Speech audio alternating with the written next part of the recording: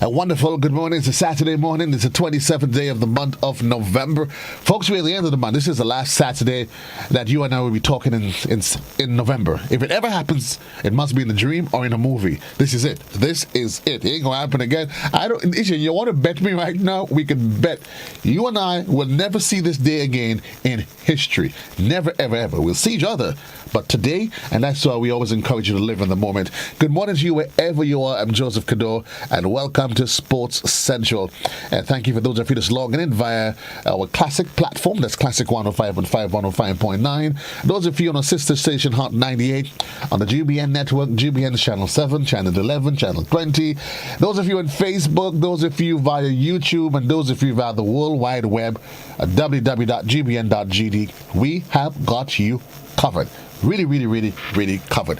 A packed program agenda for you today as usual, but this time we started off with football, women's football, and then later on we talk about cricket, and then we're going to head back to football with Sid the Kid. I would really love to, but not this week though, get Renae's position on what's happening in the football, women's football around the world. But Sid the Kid is going to join us at 1:45 when we look at what's happening in all of the leagues around the world. The Premier League, the Bundesliga, what's happening in the French League, La Liga.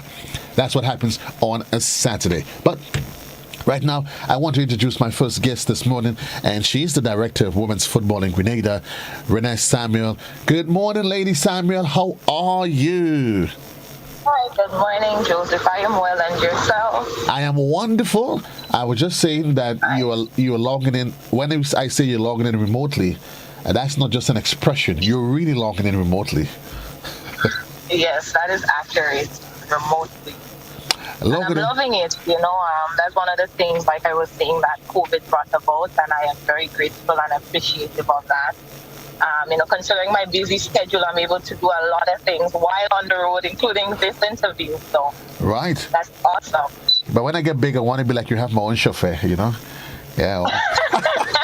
So once I get big like you, I want to have my own chauffeur to tell him I'm on it. But anyway, let's talk COVID though. What is the last 2 years been like coping with COVID, women's football?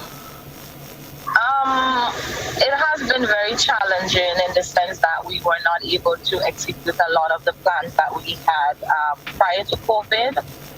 We've seen a lot of changes. Of course, some of it that I would say, still a bit cautious about being the vaccination.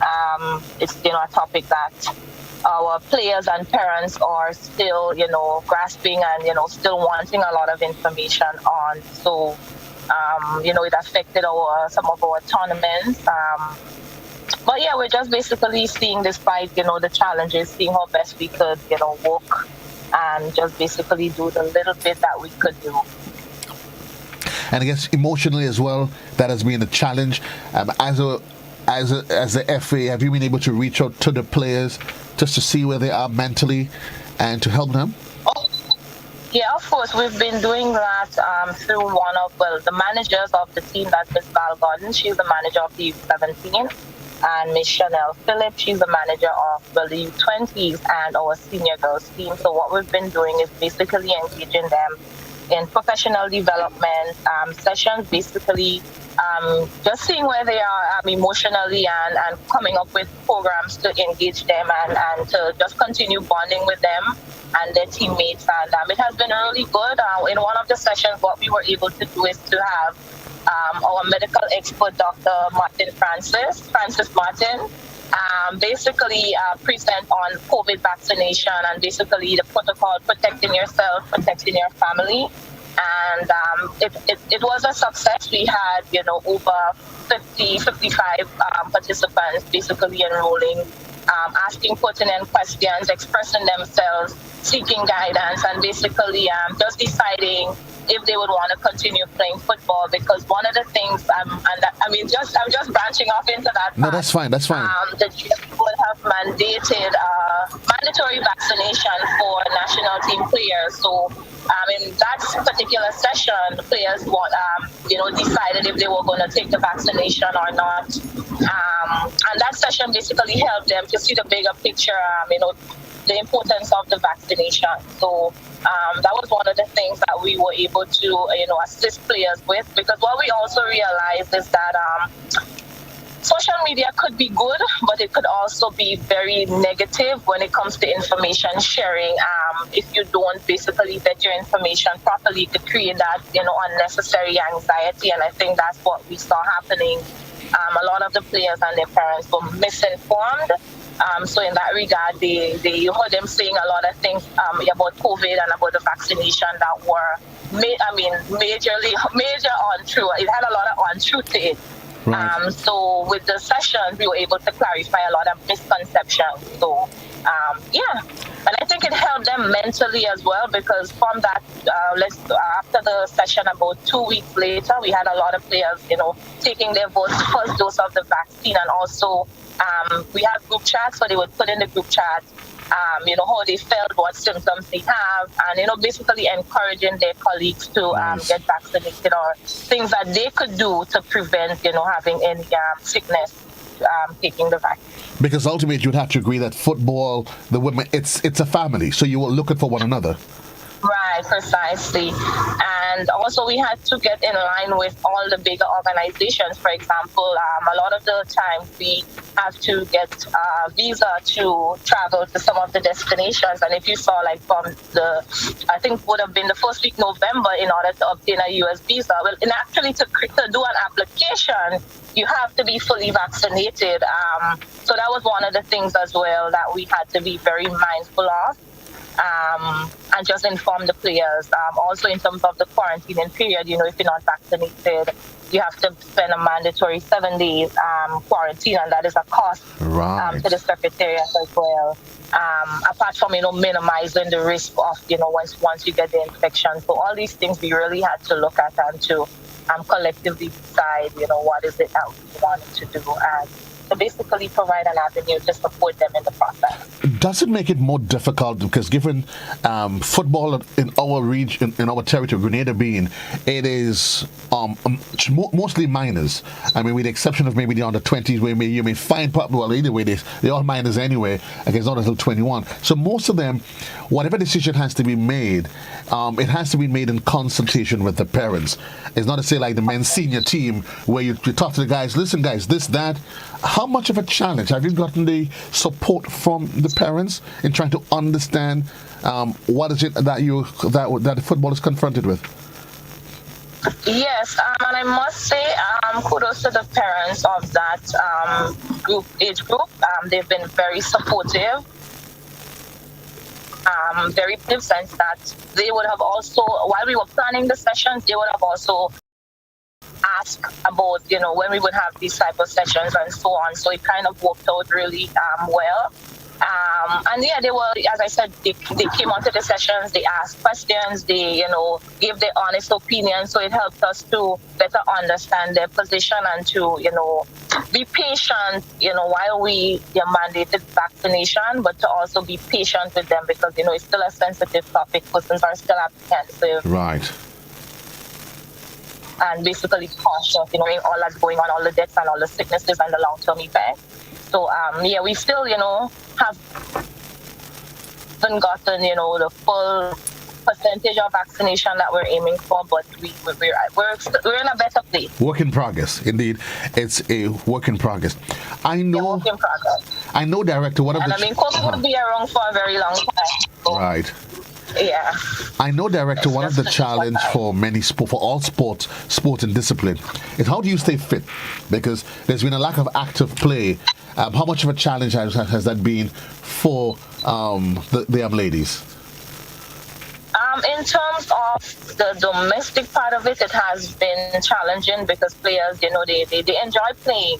Even, it's just few opportunities, but whenever they get it, they really enjoy it. So they've been asking, when we'll come back to playing competitions, when we would get, to be engaged. However, in terms of the seniors, the national team, they've been in training because, like I said, we were preparing for the tournament despite, and that is the CONCACAF U17.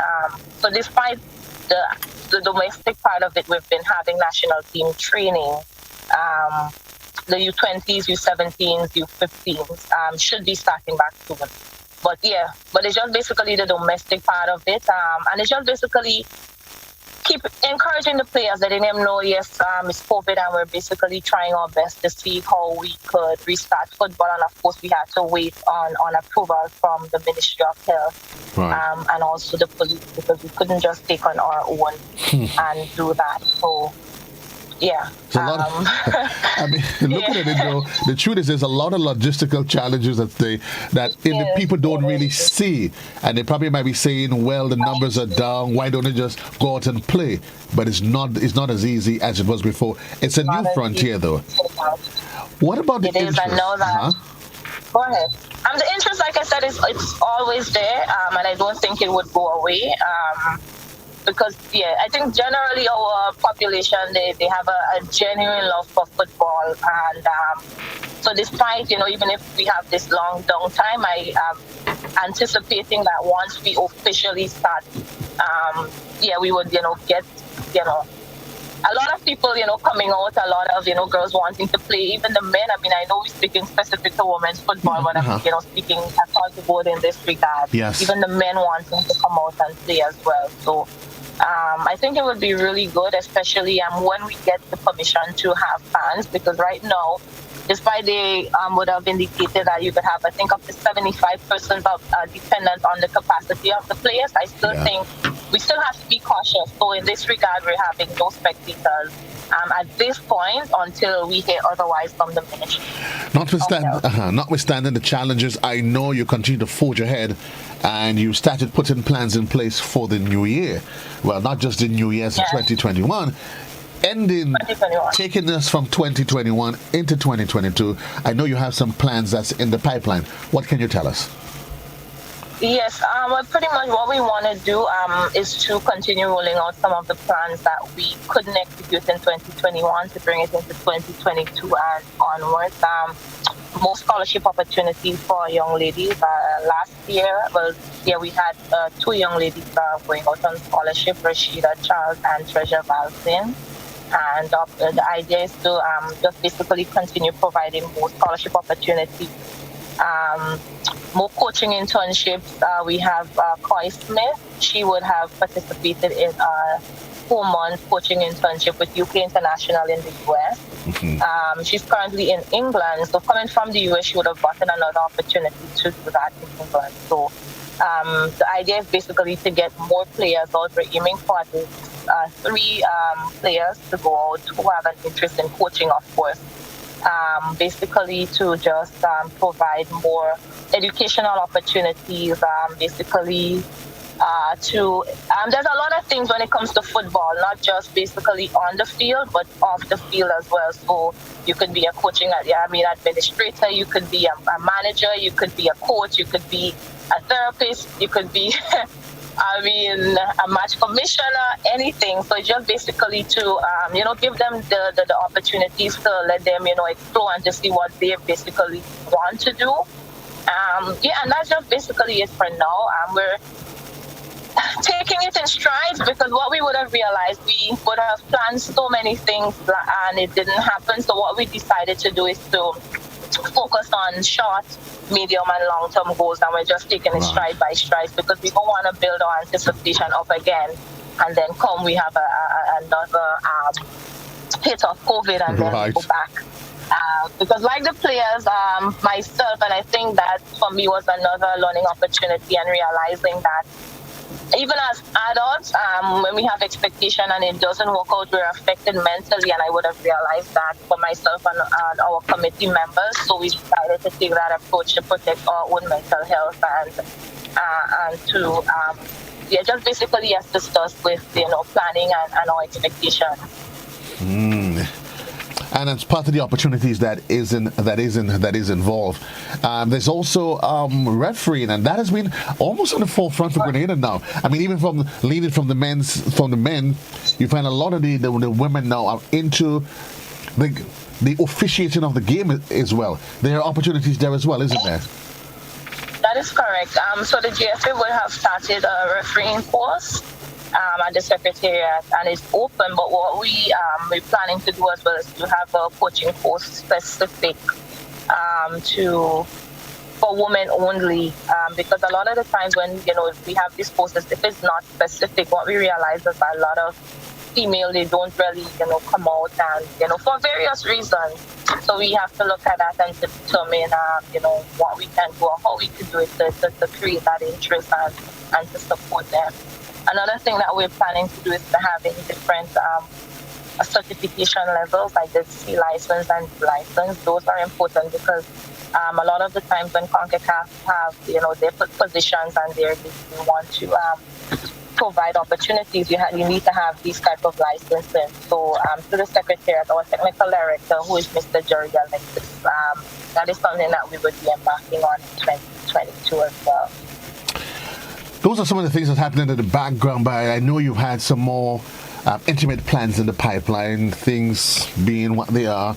You've had to do some changes, but I know next weekend you had some really great plans on the ground and a little bit of a spoke in the wheel, but talk to us about that. I know you probably, I know you're not too happy with the way it's rolling, but let's at least bring that to the public. Yes, but thank you for putting me on the spot.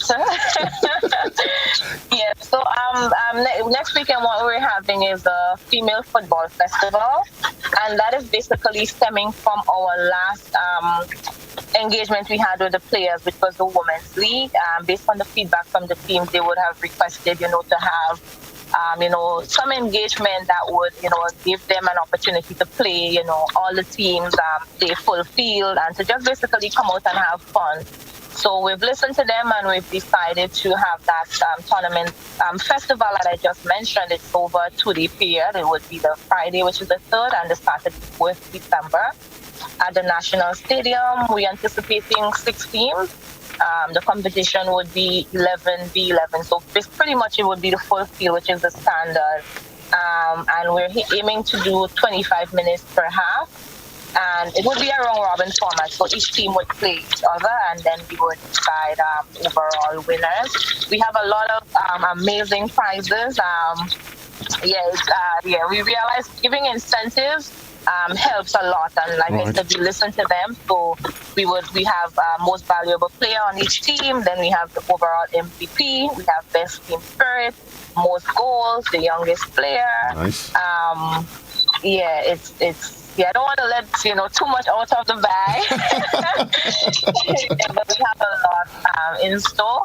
We also would have dialogue with a couple of our sponsors, and they're basically interested, and they would basically confirm next week what prizes they would be supporting. So I don't want to officially mention just yet, but once they confirm, then we would recognize them, because we have to give recognition to the people who support us and who have football, and specifically women's football at heart.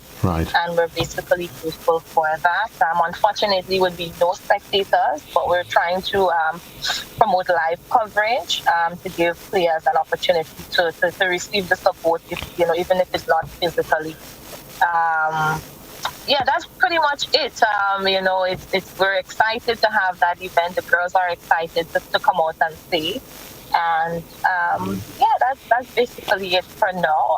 But definitely, once we have more information, we would definitely give you. And it's the Friday and the Saturday. Yeah, Friday and Saturday. Friday and Saturday. In terms of the participating teams, how do you get involved, or has that already been decided in terms of teams, who's able to participate, or is it clubs? It has been decided. But pretty much, I would say it's a combination of clubs and schools, because a lot of the clubs, they feel their players from schools. So it's left up to them if they want to participate as a club or if they want to participate as a school. And it was pretty much decided because what we realized is that a lot of the clubs on their own could and coming from the Women's League, couldn't really feel like a full 11 team and sustain it. So because we want to maintain the quality, we would have assessed which teams were able to, consistently maintain, that amount of players. So we already would have reached out to them, they registered, and we basically have that covered. You mentioned the sponsors, and I'm not speaking necessarily about those for next week's tournament, but the role of corporate involvement as a means of growing the game. How important is that? It's very important. Important in the sense that it's twofold. It also shows the community that you have football and community development at heart. Mm-hmm. It also gives the players, the feeling, and that they're supported, and it makes them feel valued. And sometimes you don't see, but when you're around the players often and you listen to them, you hear them saying, they're grateful for this organization sponsoring. And it's really amazing.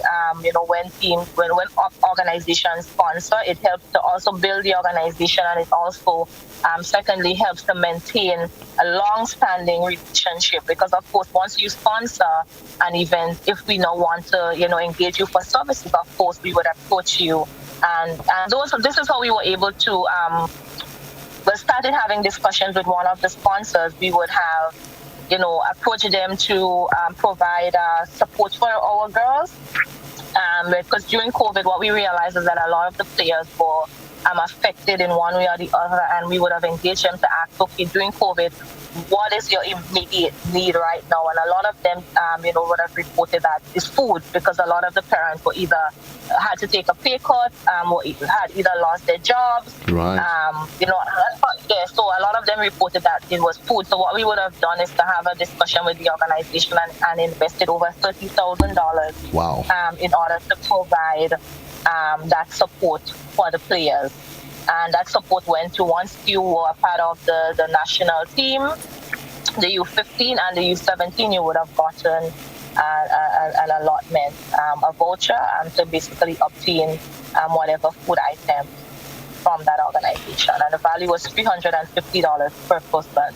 And a lot of the parents really appreciated it. So we're very grateful, that the GFA took that stance, and the organization basically assisted us in that regard.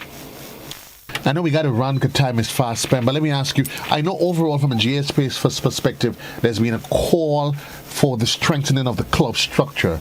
And the argument is if you strengthen the club structure, then everything else falls in place. I'm assuming that's an appeal that's coming from you as a women's director as well, as a means of strengthening women's football, get the clubs up and about? Of course. And for me, even prior to getting deeply involved, on the onset of that, I would say, that was the first thing that would have, helped to further pique my interest, club development and the whole club licensing initiative, because it basically gave me a wealth of information that I needed to basically help to not only assist my club, but to also learn more and to help a lot of other clubs and players in the process. So it's very much needed, and it needs to be, restructured in the sense to not basically only mandate changes from club, but to also to give the association an opportunity to further assist clubs to help them. Because if you want to mandate clubs to do certain things, you have to provide support to them and give them that opportunity.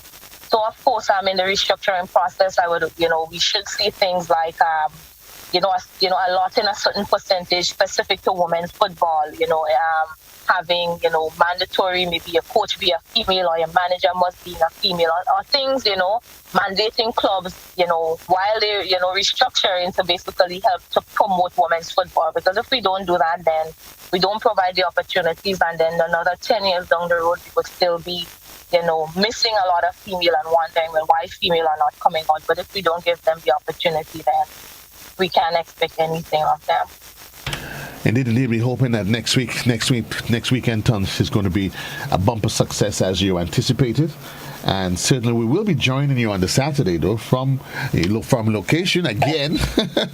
This time you won't be in the vehicle, you'll be on the field somewhere, just to get an update on what's happening. Thanks a lot, folks. Thank you, Renae Samuel, Director of Women's Football. Indeed, it was a pleasure having you on Sports Central. Thank you very much. It was a pleasure, and that time went by so fast. It went back. Yes, I feel like we could keep talking for the next hour. I know we can, but I guess I know where the conversation is going. We probably need to set aside an hour just for you and I, just to talk women's football. Yeah. Maybe we'll do that after next weekend. Yeah, we talk about that. Take care and be safe on the road. Thank you. Yes, you too. Thank you very much. Take care. Folks, Director of Women's Football for the GFA, Renae Samuel. We take a quick commercial break. When we come back, we continue with the conversation right here on Sports Central. My expected guest to come up next, Pastor Stephenson, Worme, local commentator, cricket enthusiast, expert, that is, and Rafael Crony.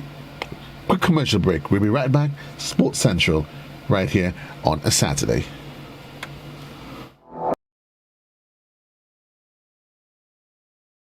We believe this new virus spreads mostly from person to person through respiratory droplets produced when someone who is sick coughs or sneezes.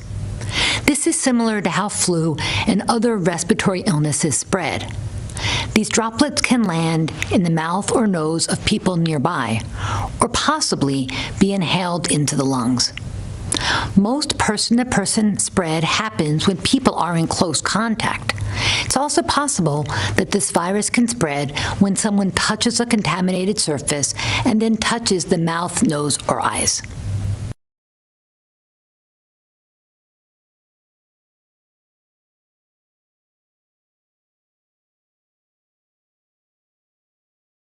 Feel good facts.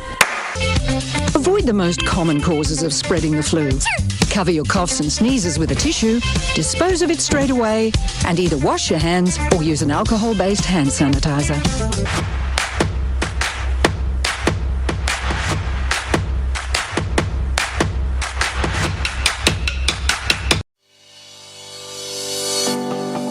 You know, one day I woke up and, you know, they painted a set of pedestrian crossing all along the streets. You know, nobody told us how to use that thing properly. I know how. You're serious? Every safe, good driver knows about these things. As a driver, you have to be very attentive. You know you're coming up close to a pedestrian cross, you start slowing down immediately, looking to see if there's any pedestrian on the side getting ready to cross. If there is, you stop on the line that is a certain distance before the crosswalk. Then you would see the pedestrian put their hands out, looking directly at you, indicating that they are going to cross. And only when you have come to a complete stop, that is when they will quickly and safely cross to the other side. And then you continue happily on your journey. Stop, look, hand out, eye contact, wait for pedestrian to cross. Then you happily continue on your journey. This message is brought to you by this group of insurance companies, the Traffic Advisory Body, and the Traffic Department.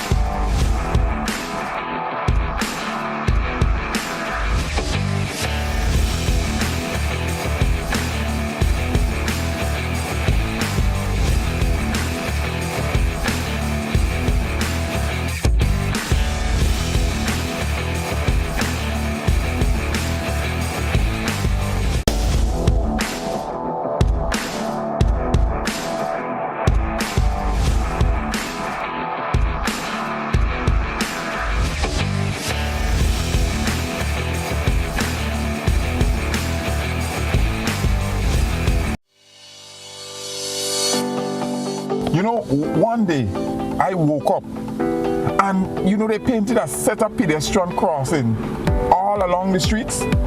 You know, nobody told us how to use that thing properly. I know how. You're serious? Every safe, good driver knows about these things. As a driver, you have to be very attentive. You know you're coming up close to a pedestrian cross, you start slowing down immediately, looking to see if there's any pedestrian on the side getting ready to cross. If there is, you stop on the line that is a certain distance before the crosswalk. Then you would see the pedestrian put their hands out, looking directly at you, indicating that they are going to cross. And only when you have come to a complete stop, that is when they will quickly and safely cross to the other side. And then you continue happily on your journey. Stop. Look. Hand out. Eye contact. Wait for pedestrian to cross. Then you happily continue on your journey. This message is brought to you by this group of insurance companies, the Traffic Advisory Body and the Traffic Department.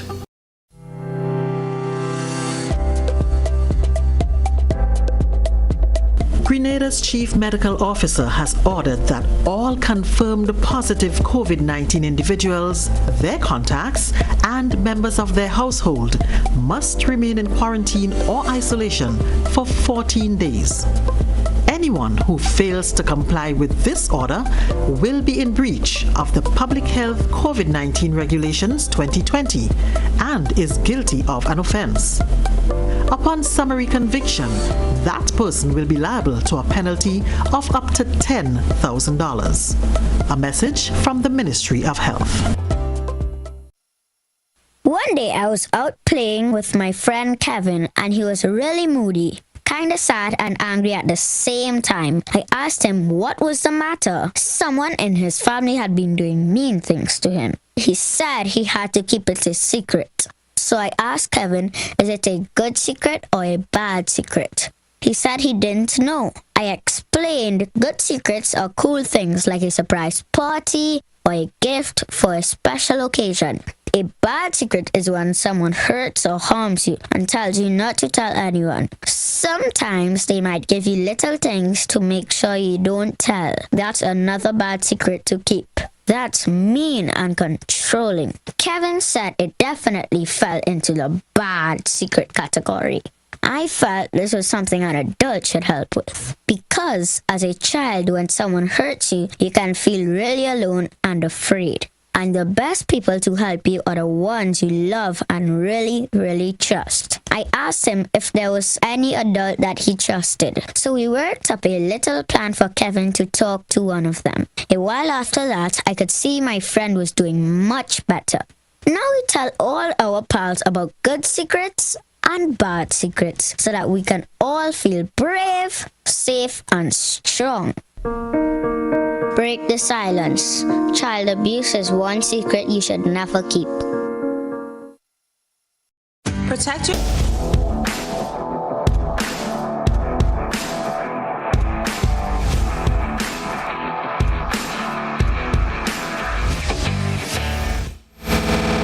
Thank you. Welcome back. It's a Saturday morning in the studios of Classic 105.5 and 105.9. Allow me to say good morning to my dear old friend. I have not seen him. Well, I should say I haven't seen him. Have I? It's a while we haven't had this one-on-one conversation. My dear friend, Raphael Crony. How are you, comrade? Well, I'm good.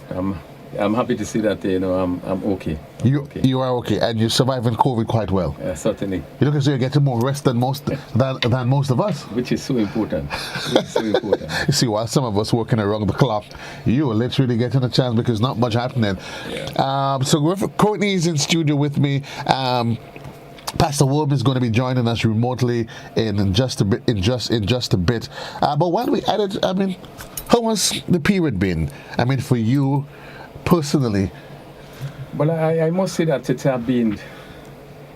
I must give God some thanks. It have been good for me in that I came through it. There was no sickness. Right. Family, nobody in the family was sick.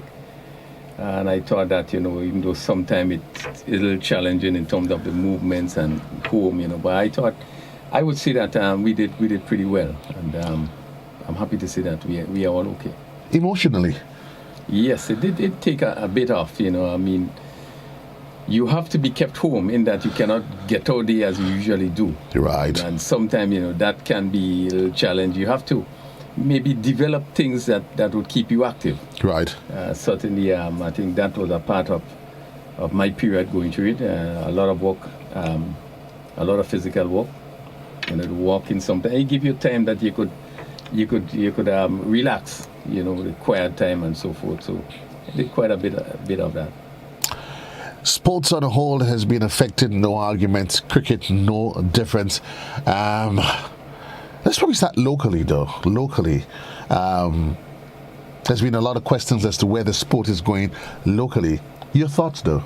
Yeah, well, in terms of cricket, I must say that it has really affected the game. One could remember that the Cricket Association would have taken up some responsibility in making sure there's cricket.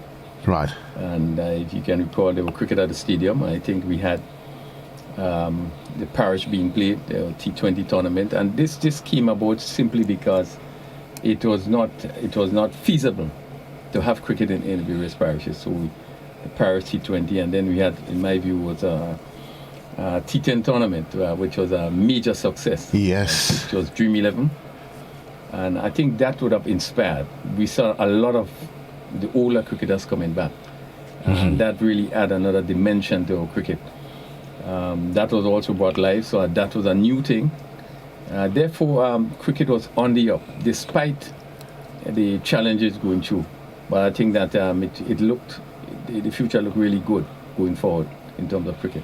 And I agree, because for years, St. George and St. Andrew will be two of the top leagues. And we've seen a lot happening in St. Andrews, cricket being the rebirth, cricket being on the rebound in St. George. And there be some of the parishes, even in St. John, you saw the emergence of some new teams. So it's unfortunate that, maybe it's unfortunate, and that there's been a lull because of COVID. But administratively, what's happening administratively as we get ready to move forward? Well, just to add to that, just before the pandemic, I would say 2018, 2019, I think it was some good years. Yes. We saw all the parishes being involved in playing parish games. Sometimes too much, because and maybe St. John's in particular. Yes. They were able to come on to play. There was on the 19, there was senior tournament. So that was really positive in that something was happening. But as you rightly said, the parishes would have suffered greatly in terms of the COVID, not being able to do anything. But at the moment, as I speak, there are plans to start reviving the game. There should have been a T10 tournament, right, starting the 1st of November. Again, that was sponsored by Dream 11. Obviously, it would have been bigger than the first one that we had. I think they were so impressed with what happened in Grenada. I think they was all for it to have it here. And no, that was not possible because of the pandemic. What is happening now, regional, maybe I should say regional, not local. So I think we still have to reach a stage where we can look at where we are and what we can do. And it's difficult to plan under these conditions. Right. So I think pretty soon, maybe within the next 2 weeks, the Cricket Association is going to probably be meeting and just to look at where we are and put some structures in place for 2022. What I can tell you in 2022, as you know, the Volcanoes, they are training here. Yes. So there will be trial games in January. And team selected for the 4-day West Indies tournament, which kicks off in February. 2 games are scheduled for the stadium. And then, as you know, the test matches in March. Right. I think this is what is positive in terms of cricket to start 2022. And what has been a positive on a high for Grenada, though? Yes, we've had the Junior Murray era as the first Grenadian, and since then we've had a lot. It's almost, you figure that a Grenadian should be an all team. Yeah. You've had Junior Murray, you've had Errol Lewis, and who's picked up an administrative position with the WICB. We've had Andre Fletcher. With his expertise, and a lot of other players, and even a lot of junior players. When you look at the junior level, a lot of Grenadians. To me, in every West Indies team, there's at least 5 Grenadians that's there. And when it's not West Indies, Windward Islands team, Windward Islands team. That's all as well. It shows that a lot has been happening for the sport. Yeah, most definitely. The last under 15 team, we had 7 players. including the captain from Grenada. And it is unfortunate that these players were not allowed the opportunity based on the pandemic to go forward. But you're right in that most of the Windward's team, whether it be on the 15, on the 19 or senior team, you have at least 5 strong representation on the various teams. Yeah. Nah, that is really good. Really, what is needed though, because a lot of these athletes, these cricketers, they make it to the junior level, and then there's a question of how do you transition to the rising star squad, and then possible selection, and then some have argued, listen, it doesn't matter how hard you try. Somehow, what does it take for them to make it to the next level? Yeah, that's an important question you ask, and certainly when we look around, we see what is happening with our players. They do well at the under 19, maybe on the 15 level. Obviously, when it goes to the next level, it really calls for a lot of commitment and hard work. And, your discipline is so essential going at the next level, because you will play Windwards. But when you move from the Windwards level, you go to the West Indies level. So obviously you're probably facing the best we have in the West Indies. It means that you have to train harder, you focus. And let me see, I would stick on training because it's so essential. Right. Now, if you're going to bat a long innings, obviously you had to be fit. And that mental fitness is so critical. And I think sometimes the impression is given when you reach a certain point. You just seem to relax, and meaning that you're there already. But who's at fault though? But the players. It comes down to the players themselves. Right. Because you may feel that they are sure pick, and you don't need to worry in terms of your place. Right. And that tend to relax the player a little bit. But I do believe that our players just need to be a bit more committed and work hard towards the game, because there's a lot of room outside there. And when you reach that level, what is expected, you have what it takes to reach a level, then it's for you to go forward.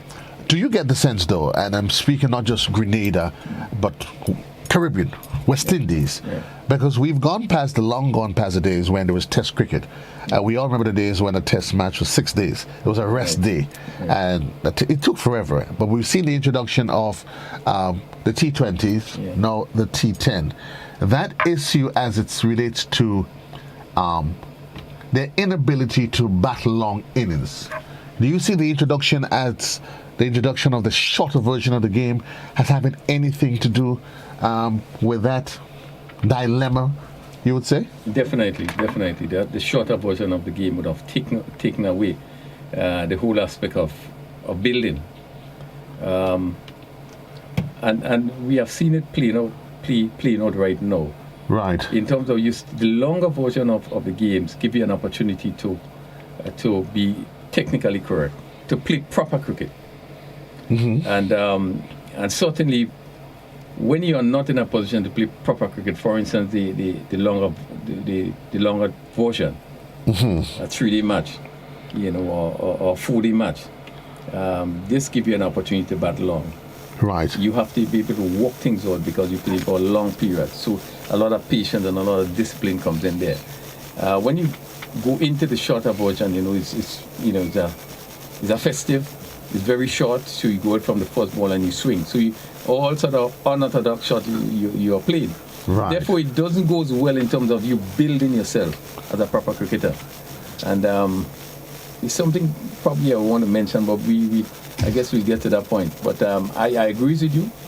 The shorter version of the cricket does take away quite a lot in terms of the opportunity for our players to build and to play proper cricket.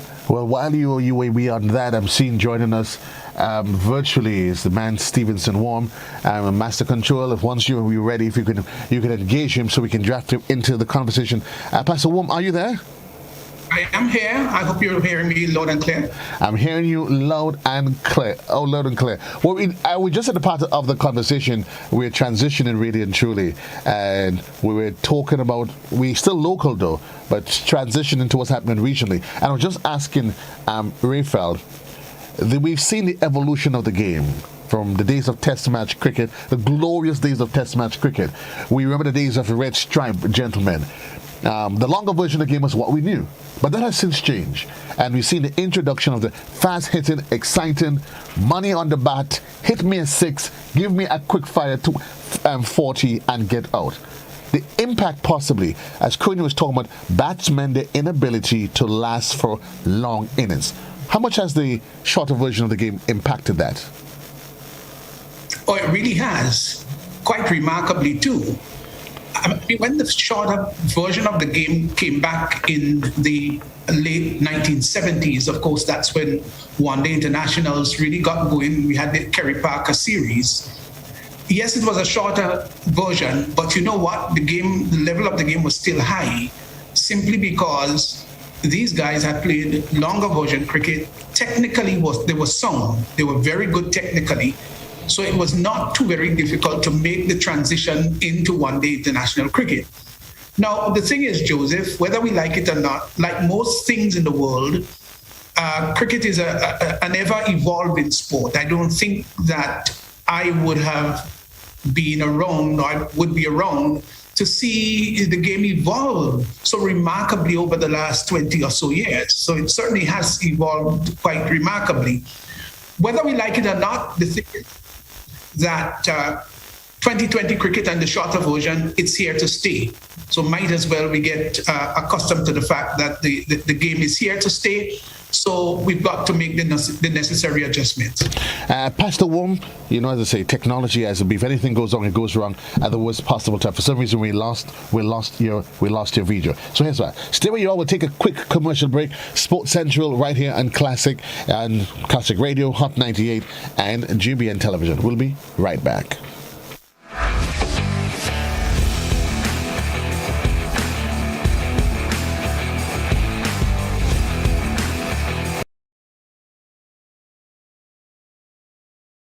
We believe this new virus spreads mostly from person to person through respiratory droplets produced when someone who is sick coughs or sneezes. This is similar to how flu and other respiratory illnesses spread. These droplets can land in the mouth or nose of people nearby, or possibly be inhaled into the lungs. Most person-to-person spread happens when people are in close contact. It's also possible that this virus can spread when someone touches a contaminated surface and then touches the mouth, nose, or eyes.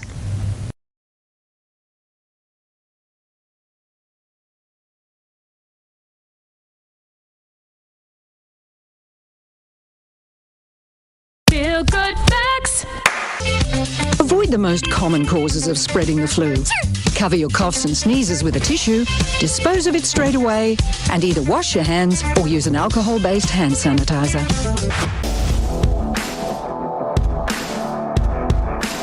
Central returns right here in the morning time. My guest in studio with me, Raphael Crony. Also joining me via Zoom is local commentator, historian, author, everything that his name, his accolades, the accolades that goes with him, Pastor Stephenson Worme. Pastor Worme, welcome. Good morning to you. And it's a pleasure to be on your show. It's a pleasure being here. Just before we took the break, we were answering the question, the shorter, exciting version of the game, the impact it has had. As Crony indicated, a lot of young players, they get to the regional level, they're on the 17, and they, for some reason, they're not able to go beyond that, seemingly because of the inability to bat for long hours, for long periods. What do you think is responsible for that? Well, there might be a number of factors responsible for that. The importance of 4 days cricket back then in the 70s, 80s, 90s, was very high. And people wanted to play first-class cricket. That was the first thing on people's mind, to play the 4-day first-class cricket. And even in the sub-regional tournament, referring to St. Vincent and the Grenadines, Grenada, St. Lucia, Dominica, we had 3-day matches, which after a time then broke down to 2 days. But the idea was to let people be out there in the middle as long as possible and be able to stamina and to be able to stay there, feel the pressure of the sun, feel the pressure of the game itself, and go through very hard, tough, difficult situations while working on the technical aspect of the game. So that was really, really important. Unfortunately, it is sort of going out the window. It is going out of the window, much to the detriment of cricket as a whole. And I dare say cricket in the West Indies as a whole, that is affecting us badly. Affecting us badly, gentlemen. How do we turn the corner in this? And as we're going to branch into the West Indies, we saw a dismal, we just come in from the T20. They went in as defending champions, and while some may argue, were they true contenders or pretenders? I'm not going to get into that. But we saw their first match against England, a paltry 55, and from there on, it literally was just downhill, gentlemen. If you were to put past the West Indies, their performance in that tournament, it was a debacle. It was a travesty. Everything went wrong, and it was not just on the field of play. You see. It went beyond the boundary. In the first place, the selectors did a poor job. And the region was saying, selectors, you did not get it right. The selectors didn't seem to think so. As far as they were concerned, that was the best available 15-man squad that they could have. And when you have a whole region saying, no, it cannot be the best that we've got, they're stuck with their guns, so to speak. So before they actually got onto the flight, the West Indies were in trouble of being dethroned. Of course, by the time they got onto the field of play, that was another scenario that you just don't want to relive, because none of the players, absolutely none, looked as if they were going to get any wickets or any runs whatsoever.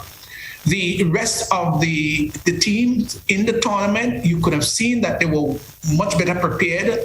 They were more scientific in their approach. They were reading the game very, very, very well. And even the ordinary players were reading the game very well, while West Indies kept banking on the fact they're big and powerful and strong. Brought their demise. Some have argued, Crony, that there was probably, even you, Pastor, there was too much of reliance on Chris Gayle. And I, for one, I personally didn't see why he was on the team. Crony? Yeah, well, let me back up with the Pastor point. Since before that World Cup tournament, it was very clear, based on what we saw here, right here in Grenada, right, in terms of the games that the West Indies were playing. The T20, they had South Africa here, then we had Australia here. And even though we probably would have won, but the way we won, it was very clear in terms of the strategy that had been used, in terms of the way the players actually batted. So it was, even before, as you said, before we left here, we knew that the sort of cricket that they have been playing would not have taken very far. So again, it strengthens the fact that the selectors who would have been seeing those games really didn't do justice, in my view, to the team that they would have selected. And I guess maybe even by the administrative level, the selecting panel, they were still given a lifeline, an extension of until the end of the year. For what purpose? Was that really needed? It's interesting because you hear the coach speak, and you probably hear some of the senior players speak, and you wonder what is really happening. But again, going back to the team in terms of the senior players, certainly there are some players that should not have been there. I mean, Gayle would have done well. He has done well for West Indies. But my belief is that past his time. And you have to see that. And it seemed as though some players were selected just because of what they would have done. It was not surprising the way that they performed. And they went down, they seemed to be, at sea. There was no organization. There seemed to be no plan. Like headless cricket. And it was very strange, as you said, they look at the other team. You could see that the team have a plan. And they walk towards the plan. But I think we stick a lot on the fact that the guys could hit the ball hard. And that to me is a plus. If you play in proper cricket, being able to clear the boundary at will, this is an added advantage to the team. And I think West Indies had that added advantage over all the other teams that played in the tournament. But it's interesting, though. For me, my assessment of Chris Gayle, I saw Chris Gayle as ration that you have there put away for the Hurricane season. You have it there for the last 3 years past the Worme. And when you do need it, you open it, you realize that the crick's gone cold. Yeah, and it serves no purpose. But we've gotten used to the Caribbean, gentlemen, and back to you, Pastor Worme. Calypso cricket. And you certainly wonder whether or not how that culture, even us as cricket fans, whether or not it has led to the demise of the team. For us, if we sit in there past the Worme and an over passes, nothing happens. Forward defensive on the front foot, bat and pad close together. Pastor Worme, listen, I'm coming for your job, right? Don't worry, right? We sit in the stands and we start going, what is this? What is this? We lose interest in the game. And the expectation is, listen, we want to see some fireworks. Is that also helping to contribute to it? That maybe they're more interested in just the entertainment. Well, look, if you look at our history very well, you would notice that the West Indians play the game with a flair and with flamboyance. That would never ever lose, would never ever go from West Indies cricket. You see, there is naturalness involved and the whole cultural expression, so to speak. So that's how West Indians play. Now, when you go back to the 50s, you had stroke players in Everton Weeks. Clyde Walcott, Worrell was not so aggressive. You had fast bowlers like Charlie Griffith, and later on Wesley Hall came on. These were aggressive players. And when we come down to the 80s, we had Desmond Haynes, Viv Richards, Gordon Greenwich, Gus Logie. All of these were fine stroke makers. However, there was a guy called Larry Gomes who you would not pay a whole lot of money to go and look at, but he made 6 centuries against the Australians. And when you look to see where his runs came from, there was no flamboyance, absolutely none. So we've had players in the past who brought that stabilizing factor. Gomes was one of those players that did that. But history tells us, and our culture tells us, that it's, the flair, the West Indianism in cricket, and we don't want that to move. However, all of these fine players who were aggressive and they were flamboyant, notice they were technically sound. So when Viv Richard wanted to be a little bit mischievous and play an impish game, he'd get 100 of 240 deliveries, a bit uncharacteristic, but he was able to assess the condition very well and change gears as the case may be. Nobody seemed to want to bring it down into gear 2 and gear 1. Everybody just seemed to want to go up to 4 and 5, and if there's a gear 6, go up to 6. But playing the game of cricket is more than for boys. It's for intelligent people. You've got to be intelligent when you're playing this game. And our current set of West Indian players, we don't see intelligence on their part. Now, one of the things Everton Weeks said, and I had the distinct privilege of doing commentary alongside him several times. He said, when you hit the ball on the ground, there is no way anybody can catch you. You cannot be out-caught.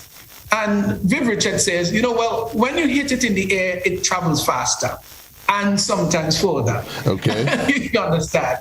Both theories, of course, got their value. But in essence, just addressing the 6 hitting thing that seemed to have come into West Indies cricket. And if you cannot hit something beyond the boundary, you're not a good player. You've got to be a power hitter.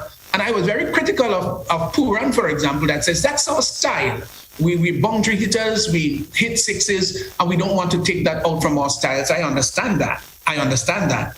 But when West Indies, one of the defending champions, had more dot balls than any of the other teams in the tournament, that to me shows that we were not playing good cricket. Time for the captain to go. Listen, Pollard did not do a good job in the one-day tournament, in the World 2020 Championship. He did, in my opinion, a poor job. You did not see presence. Normally a captain, you would feel his presence. He didn't seem to be enjoying his game. His face always looks stern and harsh. Your players don't want that as a captain. They do not want to see a captain's face always stern, always harsh. And even when there are reasons for celebration, Pollard did not show that. He looked really lackluster, and besides that, in addition to that, his batting was not good. So, quite frankly, Pollard has not produced very well, being the captain of the West Indies team. There have been a couple of little innings that he did but by and large, his production has not been good as a captain, and I dare say also as a batsman. Crony, what say you? We need to pull out the axe and set him on his way? Well, let me say that if you're going to look at Pollard in terms of his performance, I guess we need to look at the whole team. I think Passon was right in terms of the whole attitude and demeanor. Didn't look the part. But we look at our players and nobody looked well. And I believe that we have seen the impact of the shorter version of the cricket being played. In that our players were not able to get the singles. And it's simply because they're not used to batting well. And this is the strength of the longer version. But let me ask you though, gentlemen, and while I think I understand it reasonably, but for somebody that's probably just watch, when you say they're not getting to bat, because these are guys, gentlemen, they are playing cricket, literally.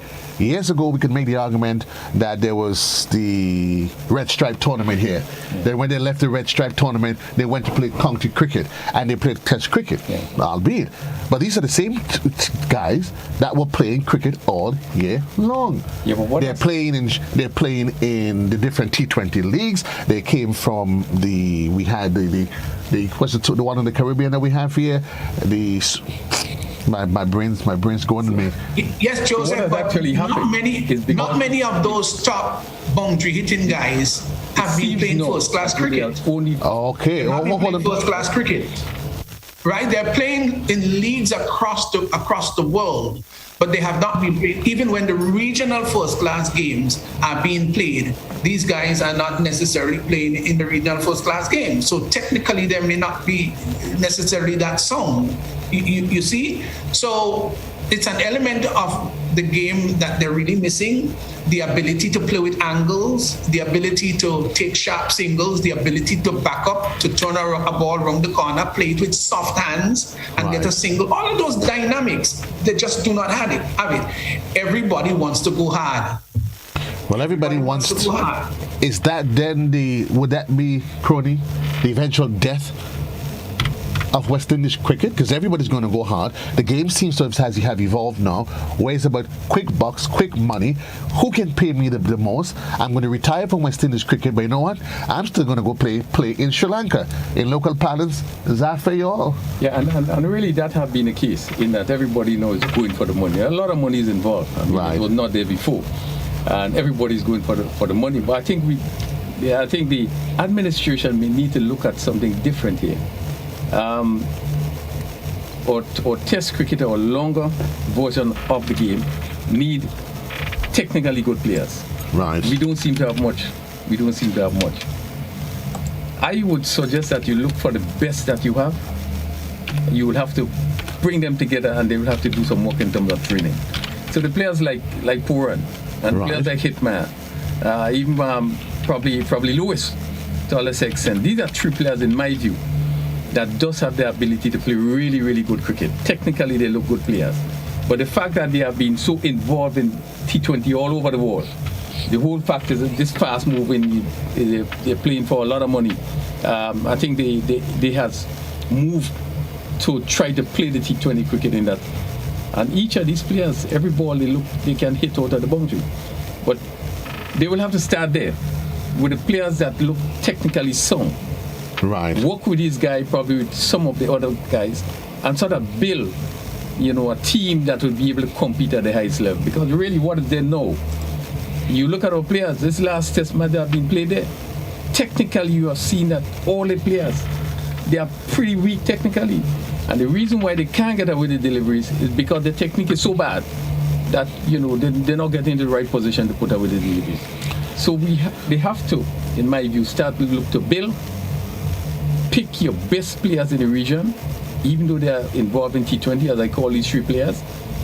Bring them together, and your format of training really had to be different in terms of going forward, to see if we can begin to build our test team.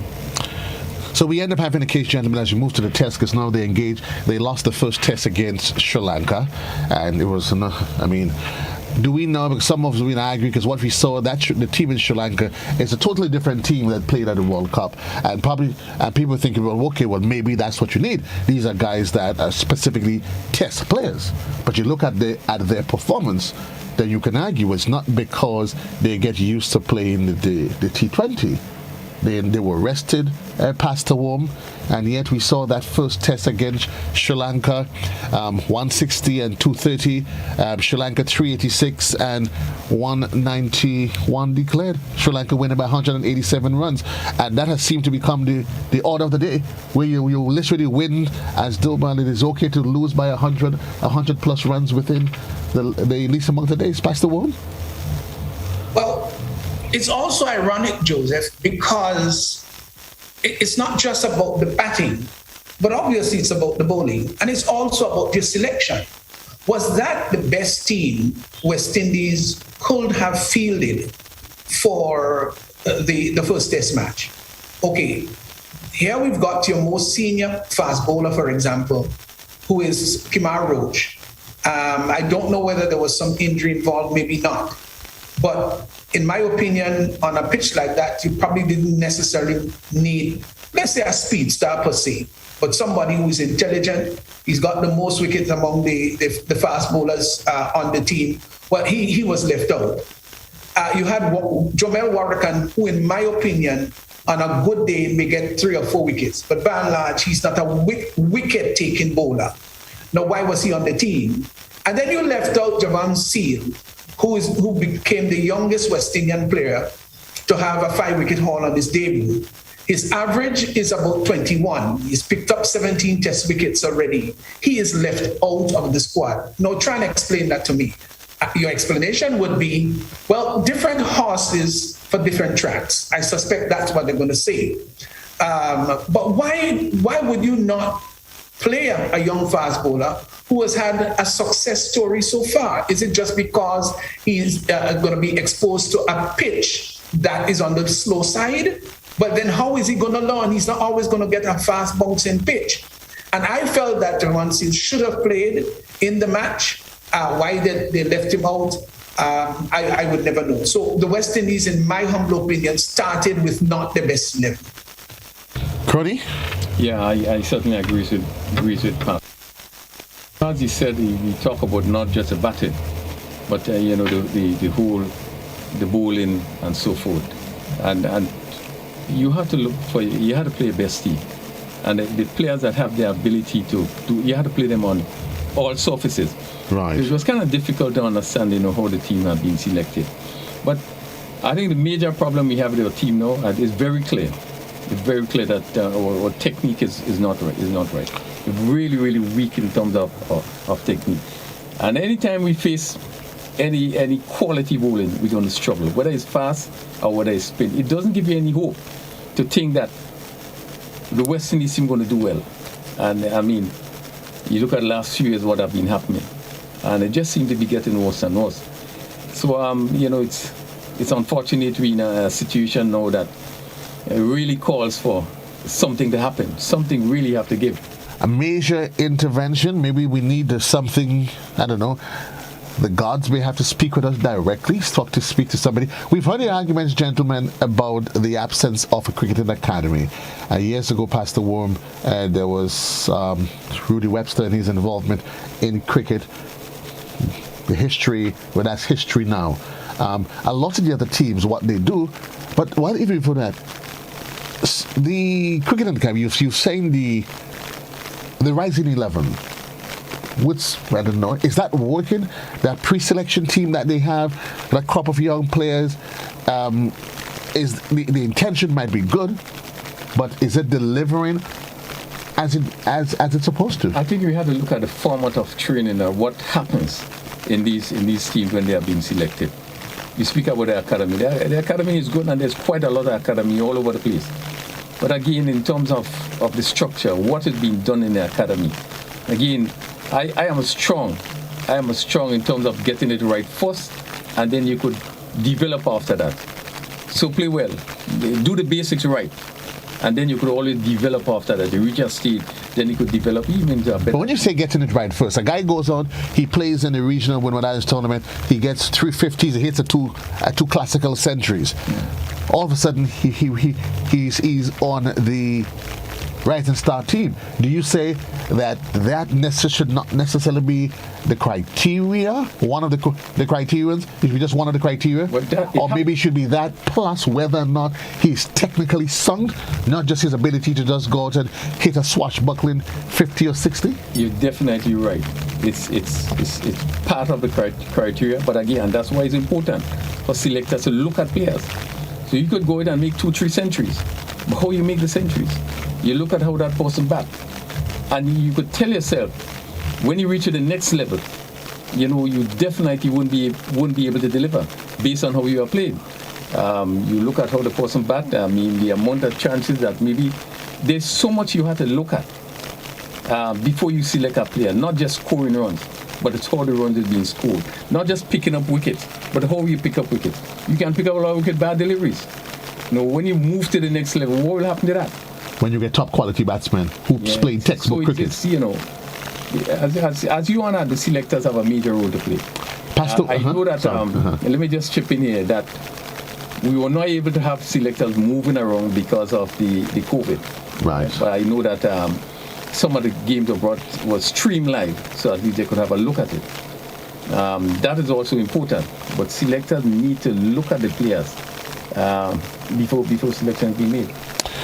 Pastor Worme, the need for getting the criteria of selection, maybe that may be where the problem lies, that we get too attracted to the flashy numbers and not necessarily focusing on the technicalities of the game, ability to concentrate, last long innings and settle in and have a good knock. I think selectors, in my humble opinion, should be very good former players. And if you have a panel of selectors who are mediocre performers in whatever level of cricket they played, then it's quite natural they would pick mediocre players. You must be able to see things, to see, okay, if there is a series, for example, Joseph, and there is this player who probably scored, maybe just 80 runs out of 3 matches.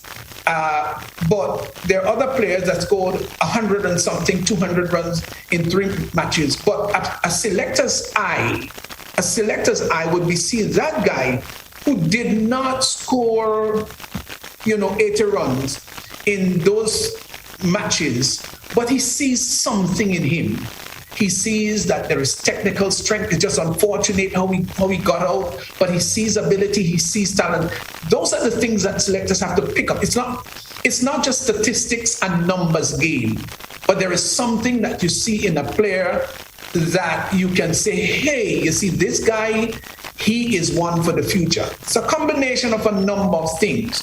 So if you begin to have square pegs in round holes in regards to selection and selectors, then it's going to put our cricket in real disaster. We've got to have the right people around in whatever sphere of the game we're playing. And if we get those fundamentals right, we're on the way to a bit of a success story with the other dynamics, of course, put together.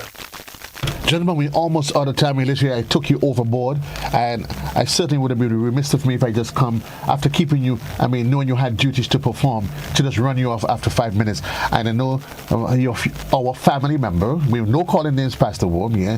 She's probably, what? Why are they still on TV? I know she does. So, gentlemen, the second test is on Monday. I'm giving you Pastor Worme. Give me your starting 11. Oh my golly! It's sort of hard, to. I don't know what's going to happen with him with the concussion. Not that I expected him to do particularly well. He's averaging only 23 in first class cricket, and I don't think that he's I don't think he's a great find, but he might prove me wrong. So whether he's going to play, because Shehope, who came in for him, did not have a success story there at all. I would not play Jamel Warrican. Quite frankly, I won't. I won't play Jimbo also the off spinner. Sorry, he's just Akeem Cornwall. Comedy for the eyes. I wouldn't play him. No, I would play Cornwall, for example, before I play Jamel Warrakan. Right. Quite easily. I will. He's a better wicket-taking person than Jamel Warrakan. But I would want to see one of the other fast bowlers in. I know that Shannon also has been bowling fast at 80-something miles per hour, but he's been going for over 4 runs per over at times. He didn't end up with a 4-wicket haul. He didn't end up with a 5-wicket haul. And there is always the question about his physical fitness. So that's another situation there. As to whether the West Indies is going to go in with that same team, trust me, I hope not. But I would have probably changed, particularly in the bowling department, at bringing a change up. Well, let's see. Thank you, Pastor Worme. Cody, make your pick. Well, I would just Jaden Seals and Roach. I think these 2 players should be in that 11. I'm not so sure you probably would need maybe Gabriel. I think the wickets down there, as was said before, you need person that will do something with the ball. You have to use a lot of guile. And I think that though Seals is young, he has shown that he can do it. Right. And Kima Roach, with his record, has certainly shown that he can do it. I would love to see these 2 players in the final year. Well, folks, the second test is on Monday, and we'll see how that turns out. It's a 2-test series. Well, the Sri Lanka, they won the first one handsomely. Pastor Worme, your predictions on the second test. Win, lose, you draw. Make your pick. I know you're not. We're not individuals of luck and turns. But if you had to objectively make a pick, It'll be Sri Lanka. Judging on the way the West Indies played, except they really come strong and there's an absolutely turnaround in mentality like they would have done in Bangladesh some time ago, then yes. But Sri Lanka, playing in their home turf, I would think Sri Lanka should go nosing ahead. Pastor Worme says Sri Lanka. Coney? Sri Lanka has the advantage going in. Certainly they are a confident team, and I think the way they are playing certainly signals that they are the team to look at. It's unfortunate again I'm not a man of luck and turns. From you 2 well-spoken gentlemen, I would have put my money where your mouths are. Anyway, Pastor Worme. Thank you very much, Pastor Stephenson, Worme local commentator. We need to have, I promise you guys, we are going to meet again to continue to having this conversation as we look at the evolution of West Indies cricket back then, now, and where it's going to be. We didn't focus much on the women. They're doing quite well. Pastor Worme, 30 seconds with women's cricket. What's happening with them? 30 seconds. Yeah, they're doing well. But you know what? I still want to see consistency, particularly in the batting department.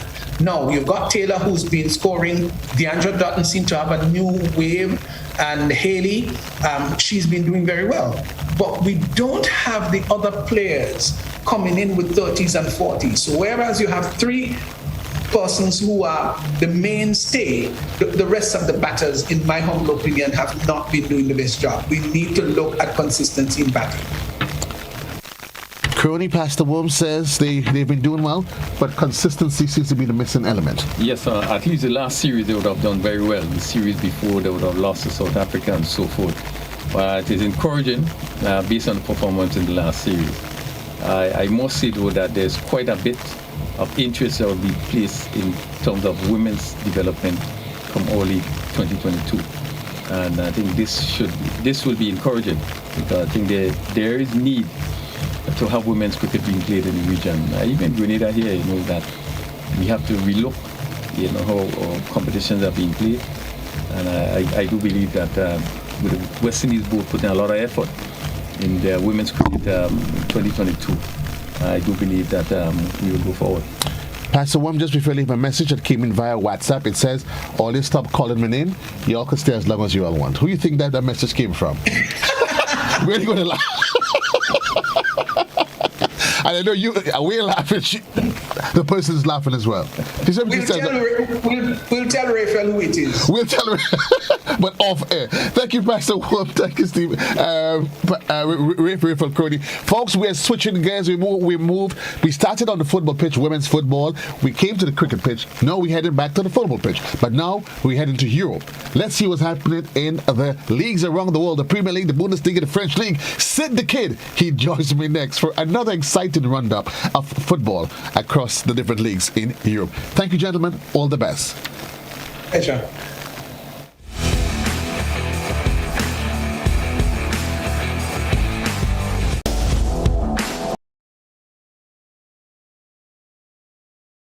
We believe this new virus spreads mostly from person to person through respiratory droplets produced when someone who is sick coughs or sneezes. This is similar to how flu and other respiratory illnesses spread.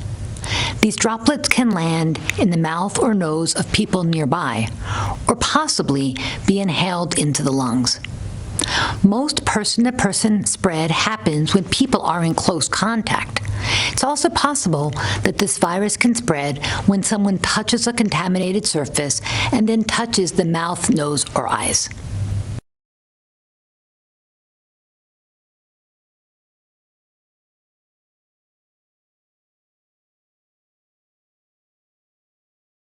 Feel good facts. Avoid the most common causes of spreading the flu. Cover your coughs and sneezes with a tissue, dispose of it straight away, and either wash your hands or use an alcohol-based hand sanitizer.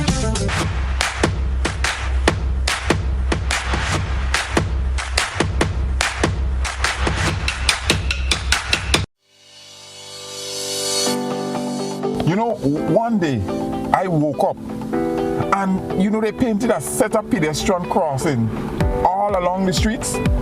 You know, nobody told us how to use that thing properly. I know how. You're serious? Every safe, good driver knows about these things. As a driver, you have to be very attentive. You know you're coming up close to a pedestrian cross, you start slowing down immediately, looking to see if there's any pedestrian on the side getting ready to cross. If there is, you stop on the line that is a certain distance before the crosswalk. Then you would see the pedestrian put their hands out, looking directly at you, indicating that they are going to cross. And only when you have come to a complete stop, that is when they will quickly and safely cross to the other side. And then you continue happily on your journey. Stop. Look. Hand out. Eye contact. Wait for pedestrian to cross. Then you happily continue on your journey.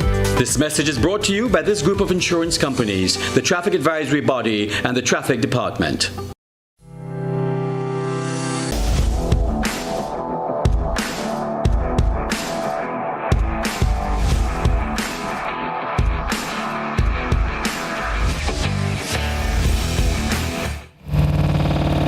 Welcome back, folks. It's your boy JC on a Saturday morning. Well, Saturday afternoon. Good afternoon to all our listeners and viewers, those of you in GBN Television and on Classic 105.5, 105.9, and wherever you are around the globe. We do this every Saturday, the most exciting part of Sports Central, where we get to dissect what's happening across the football world. Well, when the regular faces are in, it's your boy JC. Sid the Kid is in, and this week he's sporting a GFA outfit, and also joining us is the man Spanny. You're probably wondering who's Spanny. Well, you'll get to know. Yeah, I understand. Listen. There's been a few that I understand that is just a few that's better than him.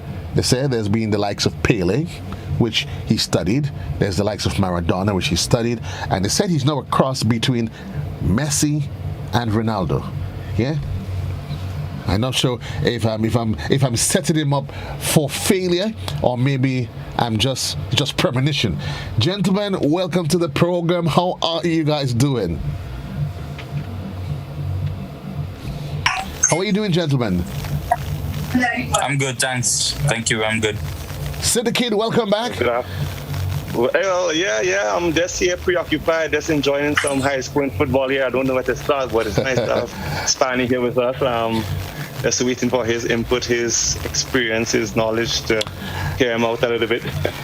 Spanish. Before we jump into what's happening around the different leagues, in case people are wondering, you're the captain of our U20 squad, just back from your outing. And I must say, you guys represented quite well. Disappointed loss in the finals, wasn't it? Huh? I said a disappointing loss in the last game though, against Curacao. Yes, very disappointing. For me, the players, staff. It was a tough game. Yeah, we didn't get the result we wanted, but all in all, we did well. There must be something that you've taken away from the tournament, though. I mean, you started off literally that there was only game you went literally. You scored 16 goals in the first 3 games. Went into the final game against Curacao, brought yourself in Curacao undefeated, and your thoughts, though. What did you take away from what did you take away from it, the tournament? Football is unfair. It's unfair. You have a good start and terrible finish. It's unfair for some of us. So that's what I'm taking from it. It's not fair. It's unfair because obviously it's disappointing. We won all our 3 first games and lost the last one. It's unfair. But some will say that's the result is a reflection of the work that you put out. Yeah, that's true. That's true. I get a sense it's still a bittersweet feeling in your mouth. But we're not going to. But anyway, I want to say congratulations to yourself and the rest of the under 20 squad. And what does it feel like, though, being the captain of the squad? I mean, going out there playing at that level at this young age. It feels great to be the captain of my team because I actually represented the U20 before. I was not the captain, but I actually made the team this year again, and I was the captain, which was really, really a good experience for me. So yeah, being the captain of your country is very exciting. It's fun. It's a pleasure to be the captain for your country. So yeah, we're going to take this conversation in depth again another time. We just wanted you here, but right now we are going to. We say again, congratulations, Sid the Kid. I know you are waiting with childlike anticipation. Woo, Papa, let's do this. Let's do this grenade over the next 15 minutes. When do we start? In the Premier League? Said the kid, tell me. What's happening today in the Premier League? I know it's some high scoring accounts, a lot of goals. Then there was no rest for the net all morning. Well, it's not about... Well, for the morning already, we had Arsenal taking on Newcastle. It was a very one-sided game because most of the game we had Arsenal at halftime. They had 71% possession of the ball, but clearly their finishers weren't doing the job. But they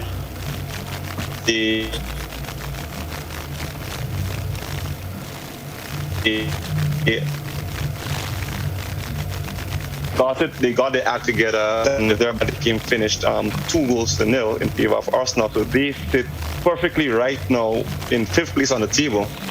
So that's good for them. And based on the run of results, so they're actually going to stay there for the rest of the weekend because no matter what happens in the other games, nothing is going to change. Currently, Liverpool is playing Southampton. They're trashing them 4-0 as we speak. I think Liverpool is playing themselves. You don't. Liverpool is playing themselves. I mean, Southampton just happy to be on the field, right? Well, that's what happens. The ball is wrong. I'm guessing that Stanley. I don't know where you stand with some of your English teams. Where are you at? Who's your team over there and what's happening? Spanny, what's your pick? Come on. You must have a pick. Tell me. United. I'm a Manchester United fan in the Premier League. Oh, you're a Man U fan? Yes. Well, you know what, Spanny? Let me just say goodbye to Sid the Kid. I think you and I can have some really, really, really exciting conversation. Yeah? You can have some really, really exciting conversation. So what's your take on the new appointment of your new coach? Well, not the interim coach, Carrick, but we are speaking of Mr. What's his name again? Mr. Ralph Rangnick, known as the godfather of German football. What's your take on that appointment? First of all, Ole being sacked, what's your thoughts on that? Ole being sacked, I mean, it's unfair. He had a couple good seasons and he falls short in some way and they just let him go. But, honestly, like seriously, right? I think, like seriously, yeah. What's the real with that? Listen, we don't care about you have a few good seasons. Few good seasons are represented by trophies, the hardware. I mean, come on. I'm a Man U fan, but I mean, by God, Brian. But the truth is, though, you say unfair. I would actually say the second of Jose Mourinho was more unfair than him, because Jose Mourinho actually had a higher winning percentage in the couple of seasons that he was there.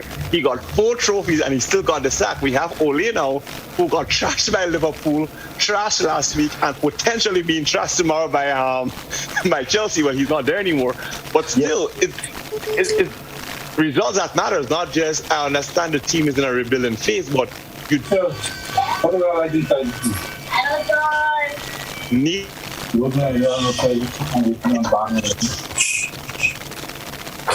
bring that silverware, and to me he was.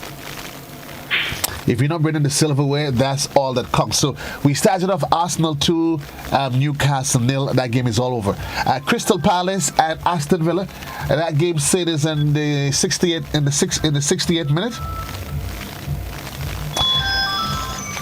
That game is in 68th minute. Aston Villa 1, Crystal Palace 0. Well, Liverpool is playing all by themselves.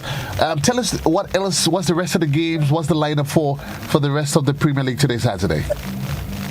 I'm kind of one who jumps the gun. Sadly, I kind of stick on the important games, because tomorrow is actually where the bigger games are playing, where we have Chelsea versus Man United at 12:30, and City is taking on West Ham.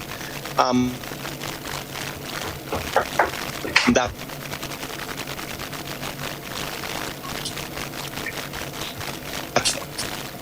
pretend that they're fourth in the games. I would highlight. What's with you and West Ham? What's with you? You continuously every week, Sid, continue to say that West Ham, they are pretenders. They've been sitting there from the start of and you keep insisting that they are flukes. Listen, Chelsea is on 29 points after 12 games. Liverpool, 13 games, 28 points. Man City, 12 games, 26 points. West Ham, 12 games, 23 points. Huh? What's not being consistent? Well, this is what's happening now. It is winter now. They're going to freeze up. They're going to get stuck, and they won't go anymore. Anything, they're going to slip off that ice. I respect them. I'm happy for them with David Moyes, but they are not true title contenders. So they don't have my backing that way. I'm happy for them. Spanny, would you agree with that? West Ham, they're for 4th right now. What say ye? Do you think they're true title contenders, or they're just having a good run and they're going to slip after the winter break? I just think they're having a good run, but Man United is still in the race. We'll be back. We'll be back. Boy. We'll be back, definitely. Listen, boy, all you have about guts that bully. I mean, talk about that. So for West Ham, it's just a Cinderella story. Okay. If you figure it's a Cinderella story, Man United, they are literally after 12 games, 17 points. We're looking at the table, but listen, it is yet early days. Chelsea, they're out there. Liverpool, Man City, West Ham sits in 4th, Arsenal in 5th, Wolves, and there's Tottenham, there's Man U. That's the top 8 in the Premier League. We're going to leave the Premier League, and Brian promised me today that we're not going to talk about what's happening in the French league. We're not going to we're not going to talk about what's happening in the French league. Sid, but you were saying your games, you were highlighting what's your games for tomorrow? The games to look out for? When tomorrow in the EPL? Yeah. 12:30 Chelsea versus Man United, and 10 o'clock West Ham versus Manchester City. So it's Chelsea, Man United at 12:30, West Ham City at 10 o'clock. So tune in there. Tune in there. That's what's happening tomorrow as we look at the Premier League. We're going to leave Premier League. I know we always say the Bundesliga, Spanish is not much fun, and Sid don't seem to like enjoy the German league. Me neither. It always seems to be like a two-horse race in there anyway, and But Sid, what's happening for the weekend across in Germany?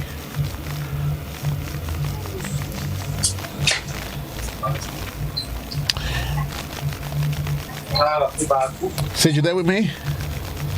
In Germany, what do we have? Well, Dortmund was down.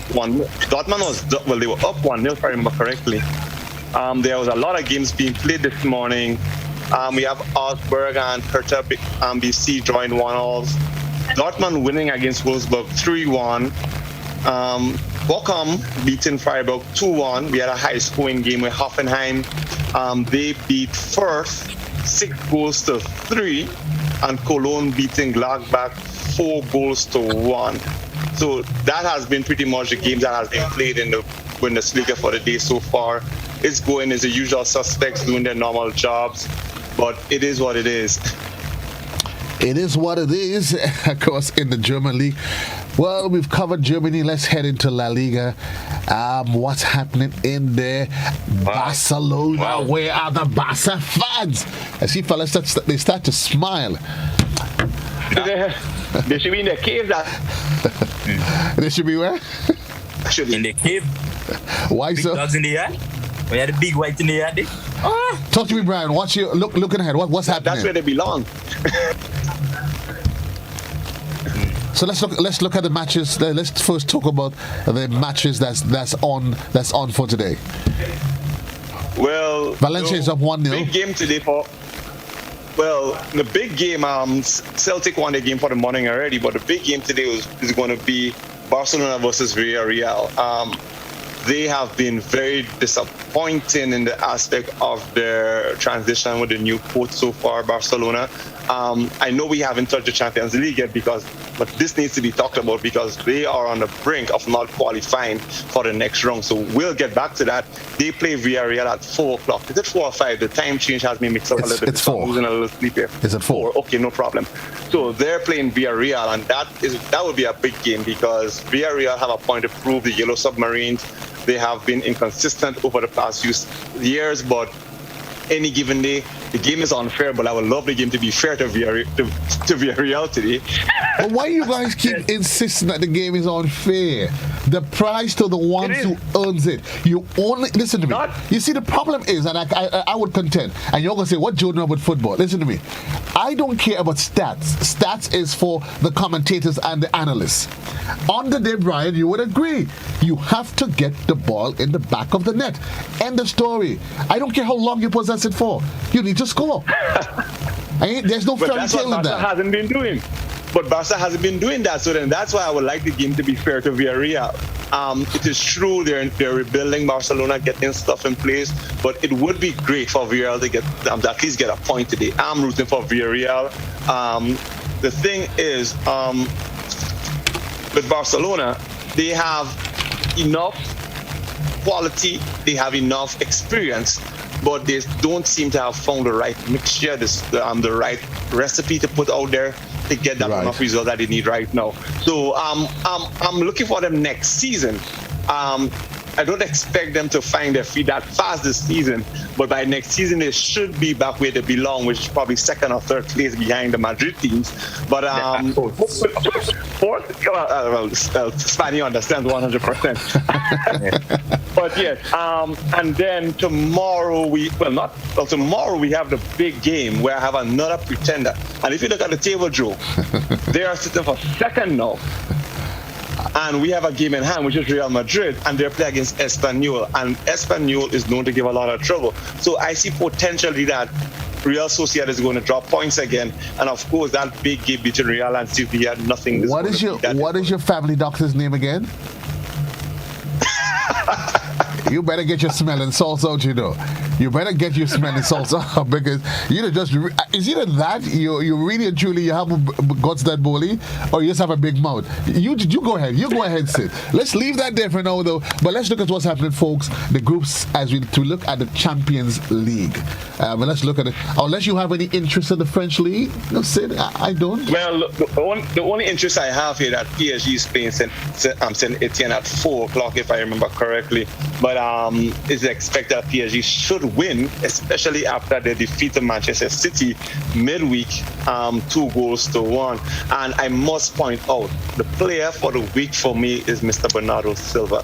That guy is something special, something unique. That Portuguese, had 47 passes completed out of 47, 100% pass rate. Right. The guy is just phenomenal. To me, he's underrated in some aspects, but you have to expect that when you're playing on Manchester City, where you have all the big guns, the rotation from Pep Guardiola.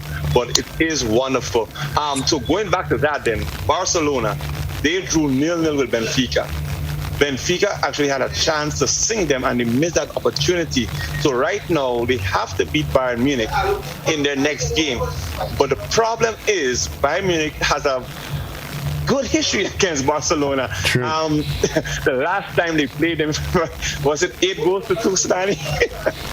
8-2, and things are not in Barcelona's favor at the point. But based on my intuition, my instincts, I actually see Barca going through still, sadly, because I don't see Benfica going and beat Dynamo Kiev. I see them going and draw. So Barcelona will get a scrape. They better pray for the luck of the stars. But that's how I see it. Fanny, what's take you on Champions League? So let's do this now. Let's start in Group A. So we start in Group A, and we're going to come down as we for the next 5 minutes. So in Group A, let's go. Let's do our things. Man City, PSG. Anything expected to change there? No, that's not going to change. That's in there. Nothing's going to change. Man City, they've won 5. They've actually lost 1. So we're looking at Group B, Liverpool, Porto.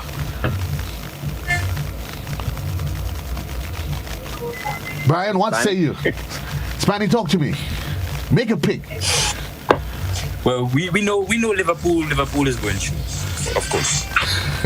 Unless they're already Liverpool. The old fellas are just stating straight face. No, but the thing is, that is a group of death. And on the last day, there are some big games because AC Milan, by beating Atletico Madrid, they have given themselves a chance. So it's going to boil down to the final lane in that group. But Liverpool is true, of course. We expect that from them. But we have to wait for the final lane. I'm kind of leaning towards Atletico a little bit, but AC Milan pulling off a big win. Trust me, Zlatan Ibrahimovic, that egotistic fella, it's needed. You can't count them out just as yet. You can't count them, and we see how that goes. That's in Group B. Group C, we have Ajax, we have Sporting, we have Dortmund in there. What's expected to change? Ajax, of course. That one is a funny one. Ajax, of course, they've won the last 5. At Sporting, it's a 3-2, 1-3. They won 3, lost 2. At Dortmund, they've lost 3. They've won 2. And I think that's probably it's called already, and we can leave that one as it is. Yes, it's called. Yes. That's how it is. Dortmund's already out. Group C, we leave Group C as it is. We getting into Group D. Real, Inter. Well, wrong match, but yeah, they have qualified already. Yes. No doubt. They're the best team so far in the world right now. Right now, for the past century. Yes, they've been doing well. So, Spanny, you put in, okay, because I mean, Inter Milan and yeah. Okay, so we have Real. Inter Milan will put you. Real and Inter, looking at where it is, in terms of games won and lost, that seems... We've actually called Group E already with Bayern and Barca. Then we go to Group F, Man United, Villarreal, Atalanta, Young Boys. That one seems to be a bit tricky, do you say? Man U, they've actually won 3. Yeah. Mm-hmm. Well, they should qualify because... I have to apologize again. We have named the league the wrong name. It's no longer the UEFA Champions League. It's actually the Cristiano League. That's where the guys fly. What's it you and Spanny? Like, seriously?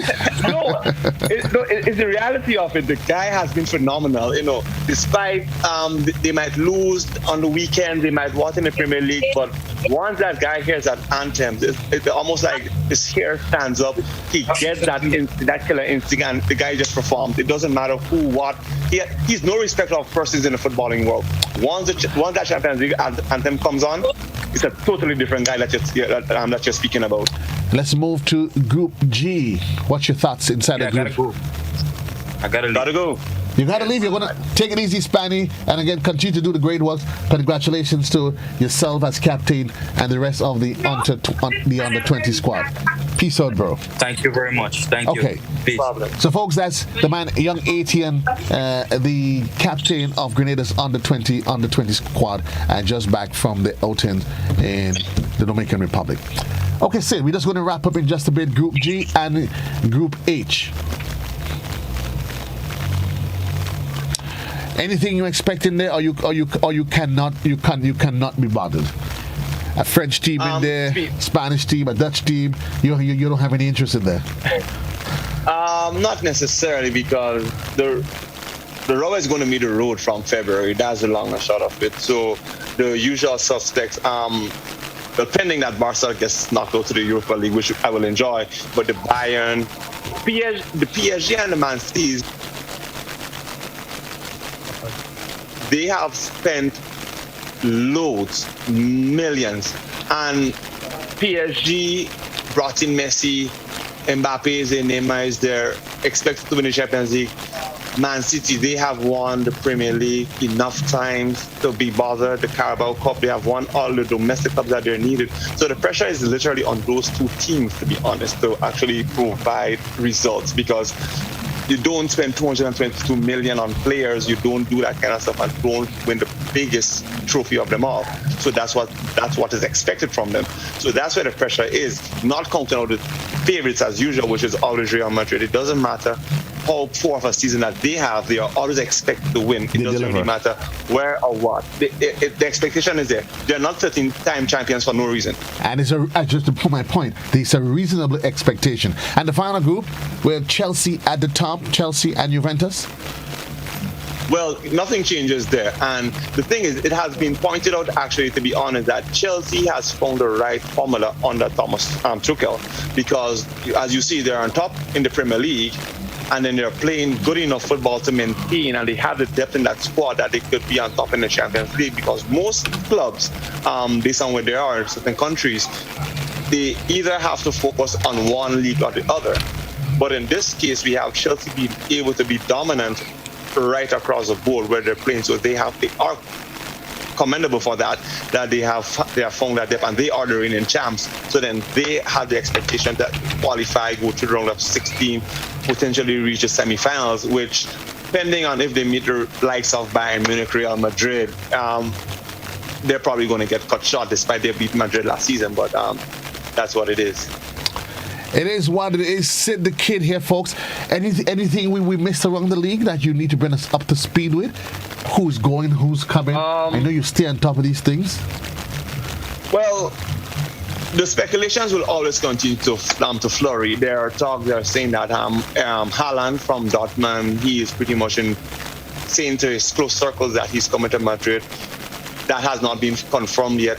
There's talk that Newcastle is trying to lure Mbappe away from Real Madrid. PSG is trying to get Vinicius away from Madrid as a replacement for Mbappe. So these are things that are in its early stages, but trust me, as soon as you see December hits, you're going to hear a lot, because when that winter transfer window opens, it's going to be speculations right through. But it is true that the likes of what's that young fella name again from City?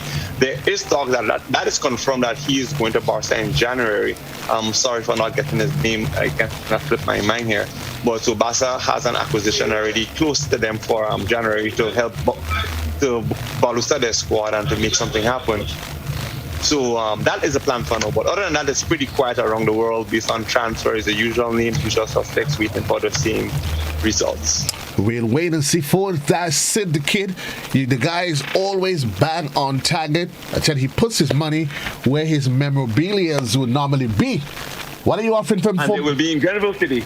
They will be in Grenville today. I will be up there probably like 2:30, 2 o'clock-ish. I'm heading up to Grenville. My van is stocked. waiting to go see what the Grenvillians are saying. Waiting to see what the Grenvillians are saying. Be safe on the road, kid. Be safe on the road. Check me when you're on your way back down. All right. Peace and love, folks. That's where we leave it for today's Sports Central. Indeed, it's always a pleasure being here with you. Your boy JC, always on a Saturday. Sid the Kid joining us as we did look at what's happening with the many leagues around the world. Until then, so long. Enjoy the rest of Saturday. Peace and love as we continue to push the countdown to the holiday seasons. JC loves you.